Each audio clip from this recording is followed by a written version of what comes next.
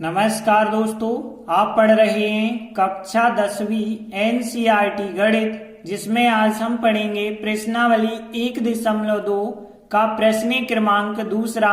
तो देखिए, प्रश्न क्रमांक 2 के 3 क्वेश्चन हैं। तीनों क्वेश्चनों को हम बहुत आसान तरीके से समझाने वाले हैं, तो ध्यान से समझना।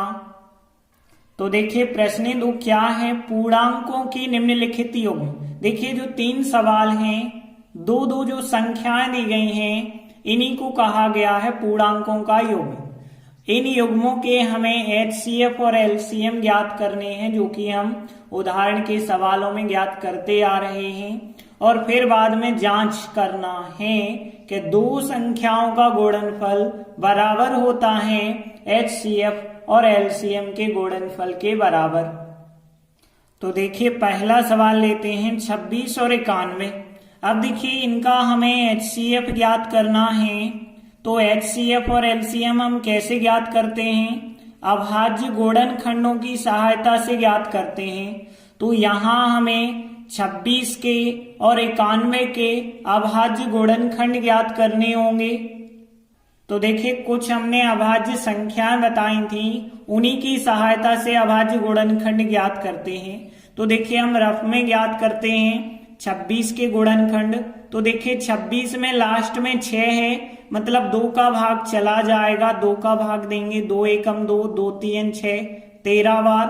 अब देखिए, 13 में 13 का ही भाग जाएगा, क्योंकि 13 एक अभाज्य संख्या है। तो 13 का भाग देंगे तो 13 एकम 13। तो इसके गुणनखंड आए 2 गुणित 13। अब देखिए, इन गुणनखंडों को हम घात के रूप में लिख सकते हैं। 2 आया एक बार, 1 की घात। 13 आया एक बार, तो इस पे भी 1 की घात। तो 26 के तो हमने निकाल दिए। अब हम निकालेंगे 91 के। तो देखिए, 91 के क्या निकलेंगे, रफ में आप निकालना। 91 के देखें, लास्ट में 1 है और 1 है, मतलब 2 का भाग तो जाएगा नहीं। नंबर आया 3 का, तो 9 और 1 होगा 10, योगफल हो गया 10। और योगफल 10 में 3 का भाग नहीं जा रहा है, तो 91 में 3 का भाग नहीं जाएगा।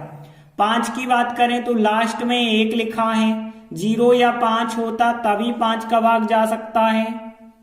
अब नंबर आया 7 का, तो 7 का भाग देते हैं। देखिए, 9 में जाएगा एक बार, 7 एकम 7, 2 बच जाएंगे। 2 पे 1 21 हो जाएगा, 7 3 21। तो यहाँ 13 बार भाग चला जाएगा। और 13 क्या है, एक अभाज्य संख्या है। तो 13 में 13 का ही भाग जाएगा, 13 एकम 13। तो इसके गुणनखंड आ गए 7 गुणित 13। अब देखिए, 7 आया है एक बार, 1 की घात। 13 आया है एक बार, तो 1 की घात लगा देना। अब ध्यान देना यहाँ पे कि इनका एलसीएम और एचसीएफ दोनों हमें ज्ञात करना है, तो इसीलिए हमने लिखा एचसीएफ। और एचसीएफ किन दो संख्याओं का, 26 का और 91 का एचसीएफ। एचसीएफ कैसे हम निकालते हैं? एचसीएफ का मतलब होता है जो उभयनिष्ठ गुणनखंड होता है उसकी सबसे छोटी घात। तो यहाँ पे देखिए, 13 यहाँ है, 13 यहाँ है, तो 13 हो गया उभयनिष्ठ गुणनखंड। 2 यहाँ है लेकिन यहाँ नहीं है, 7 यहाँ है लेकिन यहाँ नहीं है, तो 2 या 7 तो उभयनिष्ठ है नहीं। उभयनिष्ठ का मतलब जो दोनों में हो। तो देखिए, 13 है दोनों में। अब 13 की सबसे छोटी घात आप लिखेंगे, तो सबसे छोटी घात तो 1 ही है ना, तो 1। तो 13 पे 1 की घात का मान कितना आ जाएगा, 13 आ जाएगा। तो इनका एचसीएफ कितना हो गया, 13। अब हम इनका एलसीएम निकालेंगे। तो देखिए, एलसीएम हमें निकालना है 26 और 91 का। तो 26 और 91 का क्या होगा, एलसीएम में हम सभी गुणनखंडों को लिख देते हैं। 2 13 7 13 सभी गुणनखंडों को लिखना है। तो देखिए, हमने 2 को लिखा, फिर 13 को लिखा, 7 को लिखा। अब देखिए, 13 दोबारा आ रहा, दोबारा वालों को नहीं लिखना है। अब देखिए, गुणनखंड की सबसे बड़ी बड़ी घातें लिखनी है। 2 की सबसे बड़ी घात तो 1 ही है, 13 की सबसे बड़ी घात 1 है, 7 की सबसे बड़ी घात 1 है। यहाँ देखना है, सबसे बड़ी घातें आपको लिख देनी है। अब देखिए, यहाँ पे 2 पे 1 की घात तो 2 होगा, 13 पे 1 की घात 13 होगा। और 7 पे 1 की घात 7 होगा। 13 7 91, 91 का 2 से गुणा करेंगे तो कितना आ जाएगा, 182 आ जाएगा। तो फिर 182 हो गया एलसीएम। अब देखिए हमें जो जांच करना है उसमें क्या सूत्र लगाना है, दो संख्याओं का गुणनफल बराबर होना चाहिए एचसीएफ गुणित एलसीएम। तो सबसे पहले हम इतना एलएचएस साइड का मान निकालेंगे, फिर आरएचएस साइड का मान निकालेंगे। तो देखिए हमने एलएचएस साइड ले ली, दो संख्याओं का गुणनफल निकालेंगे कितना होगा। तो दो संख्याएं कौन कौन सी लेनी है, 26 और 91। तो यहाँ पे 26 और 91 का यदि आप गुणा करेंगे, क्योंकि गुणनफल कहा गया है तो गुणा करना होगा, और गुणा करेंगे 2366 हमें प्राप्त होगा। तो यहाँ पे इनका गुणनफल तो हमने ज्ञात कर लिया, अब हमें आरएचएस साइड का मान निकालना होगा, मतलब एचसीएफ और एलसीएम का गुणा करना होगा। तो देखिए एचसीएफ का गुणा और एलसीएम का अब हम गुणा करेंगे। तो देखिए एलसीएम और एचसीएफ कितना है, एचसीएफ है 13 गुणित एलसीएम कितना है 182, और इन दोनों का यदि आप गुणा करेंगे 13 और 182 का तो 2366 फिर हमें प्राप्त होगा। देखिए दोनों बार यहाँ पे एलएचएस साइड का मान निकाला और आरएचएस साइड का मान निकाला, तो दोनों बार उत्तर एक सा आया है। तो हम कह सकते हैं कि अतः दो संख्याओं का गुणनफल बराबर होता है एचसीएफ गुणित एलसीएम। तो देखिए हमने लिख दिया, अतः दो संख्याओं का गुणनफल बराबर होता है एचसीएफ गुणित एलसीएम, और यही हमें जांच करना था या फिर सत्यापित करना था। तो यही हमारा सवाल सत्यापित हो जाता है। इसके बाद दूसरा क्वेश्चन देखिए 510 और 92। तो देखिए दूसरा सवाल है 510 और 92। इसका अब हम हल कैसे ज्ञात करेंगे, यहां भी हमें अभाज्य गुणनखंड ज्ञात करने होंगे 510 के और 92 के। तो यहां हम सबसे पहले 510 के अभाज्य गुणनखंड ज्ञात करेंगे। तो देखिए जो हमने अभाज्य संख्याएं बताई थी उन्हीं की सहायता से 510 के रफ में आप गुणनखंड ज्ञात करना। लास्ट में 0 है मतलब 2 का भाग तो जाएगा, 2 का भाग देंगे, 2 दूनी 4 बचा होगा 1, 1 पे 1 11 हो गए, 2 पंचे 10, 1 बचा हो गए 10, फिर 2 पंचे 10। अब देखिए यहाँ पे लास्ट में आ गया 5, तो 2 का भाग नहीं जा सकता है। अब देखिए 2 के बाद नंबर आता है 3 का जाएगा कि नहीं, तो योगफल करके चेक करना होता है। 5 5 10 और 2 12, 3 का भाग चला जाएगा, तो 3 का भाग देंगे तो 25 में देना, तो 3 8 24 बचा होगा यहाँ पे 1 हो गए 15, 3 5 15। अब देखिए यहाँ पे 8 और 5 13 हुआ योगफल, तो अब 3 का भाग नहीं जा सकता, नंबर आया 5 का, 5 का भाग बिल्कुल चला जाएगा क्योंकि लास्ट में 5 है। 5 का भाग हमने दिया तो यहाँ पे 5 एकम 5 बचे 3 हो गए 35, 5 7 35, 17 बार जाएगा। अब देखिए 17 तो एक अभाज्य संख्या है, तो 17 में केवल 17 से ही भाग जाएगा, 17 एकम 17। तो यहाँ पे कौन कौन से हमें गुणनखंड प्राप्त हुए हैं, 2 गुणित 3 गुणित 5 गुणित 17 इस प्रकार से आए हैं। अब देखिए इन संख्याओं को हम घात के रूप में भी लिख सकते हैं।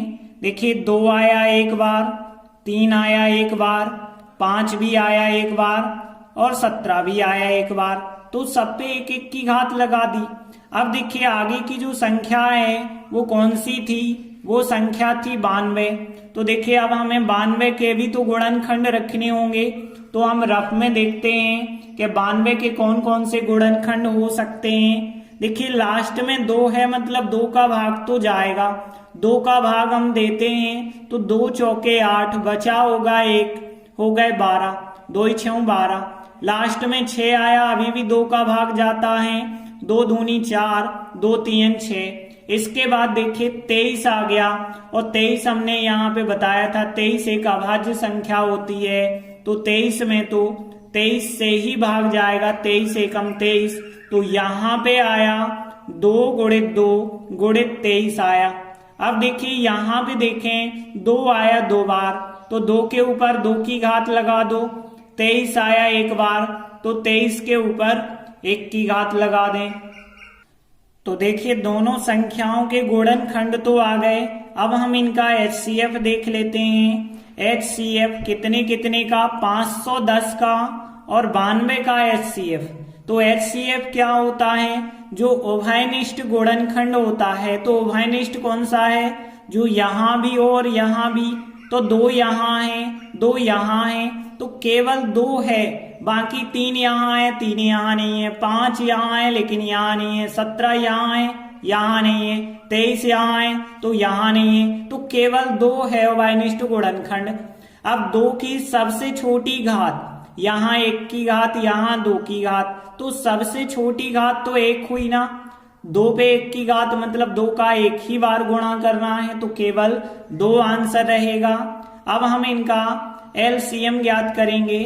तो देखिए LCM हमें निकालना है 510 का और 92 का LCM में हम क्या करते हैं, जितने भी गुणनखंड हैं सबको लिखते हैं। तो देखिए यहाँ पे 2 है 3 है 5 है 17 है, बाकी 2 दोबारा आ गया नहीं लिखना, और 23 है। सभी गुणनखंड हमने लिखे। अब गुणनखंडों की बड़ी बड़ी घातें लिखनी है। देखिए 2 की सबसे बड़ी घात है 2, तो 2 लिख दी। 3 की सबसे बड़ी घात 1, 5 की सबसे बड़ी घात 1, 17 की सबसे बड़ी घात 1 और 23 की भी सबसे बड़ी घात 1। आगे सॉल्व करेंगे तो देखिए 2 का वर्ग होता है 4, 3 पे 1 की घात 3, 5 पे 1 की घात 5, 17 पे 1 की घात 17, 23 पे 1 की घात का मान 23। और फिर इन पांचों संख्याओं का यदि आप गुणा करेंगे तो यहाँ पे 23,460 हमें प्राप्त होगा। तो देखिए LCM और HCF दोनों आ गए। अब हम जांच कर देते हैं। तो देखिए जांच करने के लिए क्या कहा गया था, 2 संख्याओं का गुणनफल बराबर होता है HCF गुणित LCM के। तो पहले हम इस चीज का मान निकालते हैं, फिर इस चीज का मान निकालते हैं। तो देखिए सबसे पहले हम 2 संख्याओं का गुणनफल ज्ञात करेंगे। अब 2 संख्याएं कौन कौन सी हैं, 510 और 92 हैं। तो हम 510 और 92 का हम गुणा कर लेंगे तो कितना आएगा, 46,920 आ जाएगा। अब आगे हम ज्ञात करेंगे HCF और LCM का गुणनफल। तो देखिए HCF गुणित LCM हमने लिखा। अब देखिए यहाँ पे HCF का मान 2 है तो 2 लिखा, गुणित LCM कितना है 23,460 है। इनका यदि गुणा करेंगे, 2 का 0 से करेंगे 0, 2 का 6 से करेंगे 12, फिर 2 का 4 से किया 8 और एक हासिल थी 9, फिर 2 3 6 हो जाएगा और 2 दूनी 4। तो देखिए दोनों का उत्तर एक सा आ गया। तो हम कह सकते हैं अतः 2 संख्याओं का गुणनफल बराबर होता है HCF गुणित LCM। तो देखिए हमने लिखा आता है 2 संख्याओं का गुणनफल बराबर HCF गुणित LCM, और यही हमें सवाल में जांच करनी थी, मतलब सवाल यहीं पे हमारा सत्यापित हो जाता है। इसके बाद अगला तीसरा क्वेश्चन है 336 और 54। तो देखते हैं तीसरा क्वेश्चन है 336 और 54, इनका हल देखते हैं क्या होगा। तो देखिए सबसे पहली चीज हमें इनके गुणनखंड रखने होंगे। पहले हम 336 के गुणनखंड निकालते हैं। तो देखिए गुणनखंड निकालने के लिए अभाज्य संख्याएं जो हमने बताई थी, ये अभाज्य संख्याएं अच्छे से ध्यान रखना। अब देखिए 336 के गुणनखंड हम रफ में निकालेंगे। लास्ट में 6 है, 2 का भाग चला जाएगा, 2 का भाग देंगे तो 2 एकम 2, बचा यहाँ 1 हो गए 13, 2 6 12, बचा 1 हो गए 16, 2 8 16। फिर देखिए लास्ट में 8 आ गया, 2 का भाग अभी भी चला जाएगा तो यहाँ 2 8 16 और फिर 8, 2 चौके 8, अब देखिए लास्ट में 4 आया है, 2 का भाग फिर जाएगा, तो 2 चौके 8, 2 दूनी 4, फिर 2 है लास्ट में, 2 का भाग फिर चला जाएगा, 2 दूनी 4, 2 एकम 2। अब 2 का भाग नहीं जाएगा क्योंकि लास्ट में 1 आ गया। नंबर आया 3 का, तो चेक करते हैं, 2 और 1 3 योगफल हुआ है, और 3 योगफल में 3 का भाग जाता है, तो 3 का भाग इसमें जाएगा, 30 7 21 हो जाएगा। फिर हम 7 का भाग दे देंगे, 7 एकम 7 हो जाएगा। तो देखिए यहाँ पे जब हमने भाग दिया है तो 2 आए हैं 4 बार, तो यहाँ 2 गुणित 2 3 आया, फिर 7 आया, और इन गुणनखंड को हम घात के रूप में भी लिख सकते हैं कि 2 आ गए 4 बार, तो यहाँ 2 पे 4 की घात, 3 आया 1 बार 1 की घात, 7 आया 1 बार तो 1 की घात लिख दी। अब आगे फिर हम निकालेंगे इस 54 के गुणनखंड निकालेंगे। तो देखिए 54 के गुणनखंड रफ में यदि हम देखें, लास्ट में 4 है, 2 का भाग जाएगा, 2 का भाग दिया हमने, 2 दूनी 4, बचा होगा 1, हो गए 14, 2 सत्ते 14। फिर देखिए लास्ट में 7 है, 2 का भाग नहीं जाएगा। अब हमने 3 का भाग देना चाहा, तो 3 के भाग के लिए हमें योगफल करना होता है, 7 2 9 होगा योगफल, तो 3 का भाग चला जाएगा ना, 3 नाम 27 होता है। अब 9 में तो 3 का भाग जाता है, 3 त्रिका 9, फिर 3 एकम 3, तो यहाँ पे 54 के गुणनखंड 2 गुणित 3 गुणित 3 आ जाएंगे गुणनखंड। अब देखिए 2 आया 1 बार, 2 पे 1 की घात, 3 आए 3 बार, तो 3 पे 3 की घात लगा दो। अब देखते हैं इनका HCF और LCM। तो देखते हैं पहले इनका HCF 336 और 54 का HCF क्या होगा। HCF का मतलब उभयनिष्ठ गुणनखंड। देखिए 2 यहाँ है, 2 यहाँ है, 3 यहाँ है, 3 यहाँ है, तो यहाँ पे 2 और 3 2 ऐसे गुणनखंड हो गए जो उभयनिष्ठ हैं, 7 उभयनिष्ठ नहीं है, तो 2 और 3 हमने लिखे। अब इनकी हमें सबसे छोटी छोटी घातें लिखनी है, 2 की 1 की घात और 2 की 4 की घात, तो 2 की सबसे छोटी घात 1 हो गई, 3 की 1 की घात और 3 की घात, सबसे छोटी घात 1 हो गई। 2 पे 1 की घात का मान 2 होता है, 3 पे 1 की घात का मान 3 होता है, और 2 और 3 का गुणा करेंगे 6 आ जाएगा इनका HCF। अब हम इनका LCM निकालेंगे, तो LCM हमें निकालना है 336 का और 54 का। कैसे निकालते हैं, LCM में जितनी संख्याएं हमें दिख रही होती हैं उतनी सब संख्याएं लिखते हैं, 2 3 7 2 3। तो देखिए हमें 2 दिख रहा है, 3 दिख रहा है, 7 दिख रहा है, तो सभी संख्याएं हमने लिखी, लेकिन बड़ी बड़ी घातें लिखनी होती हैं। 2 की सबसे बड़ी घात है 4, 4 की घात, 3 की सबसे बड़ी घात है 3, 7 की सबसे बड़ी घात है 1।